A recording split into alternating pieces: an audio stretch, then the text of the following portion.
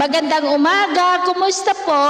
Narito po ulit ang update natin para sa lagay ng ating panahon ngayong umaga po ng July 16, 2024 na kung saan sa ngayon ay patuloy pa rin natin na binabantayan ang sama ng panahon na nasa silangang bahagi ng Mindanao about 309 km east of Bislig, Surigao del Sur na malaking banta po dito sa ating bansa dahil nagbabanta itong maging bagyo anytime at tatawagin sa local name na bagyong Butchoy at posible rin na mag-landfall hanggang mamayang gabi dyan po sa may Caraga na magdudulot ng masungit na panahon.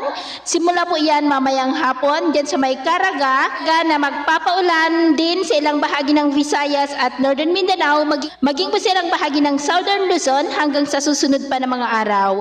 At kung hindi po yan malulusaw ay tatawid sa ating kalupaan at lalakas pa pagsapit sa may West Philippine Sea at tutumbukin po niyan ang southern part ng China. Samantala mula sa kumpol ng kaulapan naman na nandito ay may shallow LPA na po na nabubuo at posibleng lalakas rin yan sa susunod na mga araw at kikilos pataas at posibleng maging malakas na bagyo muli na hahatak at magpapalakas ng habagat na nagbabanta naman na tumbukin ang northern part po ng China. At ito nga pinapakita ng forecast model natin pong ginagamit hanggang sa susunod na 2 linggo ay posible ang pamumuo pa ng mga sama ng panahon na mataas ang tsansa na maging bagyo. At sa lagay ng ating panahon, ngayong madaling araw ay may mga isolated rains sa ilang bahagi ng Bataan, Bulacan, Metro Manila, Aurora, Quirino, Calabarzon, Bicol Region, Occidental Mindoro, Palawan, Samar Provinces, ilang bahagi ng Leyte, Bohol, Cebu, Dumaguete, Bacolod, Capiz, Dinagat Island,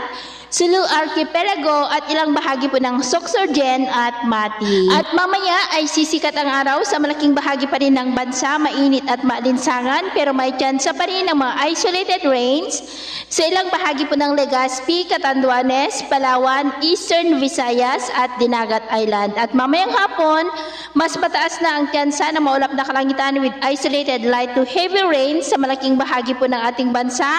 And by late in the afternoon ay asahan po natin ang masungit na panahon lalo na po dyan sa may Caraga dahil sa paglapit na po ng potential na bagyo. Kaya mag-ingat po tayo sa posibleng banta po ng mga pagbaha at pagguho ng lupa. At sa ating mga baybayin, wala naman po tayong nakataas na namang gale warning signals pero iwasan muna natin ang papalaot dyan po sa Diyan po sa silangang baybay na Mindanao dahil nandyan po yung sama ng panahon na ating minomonitor.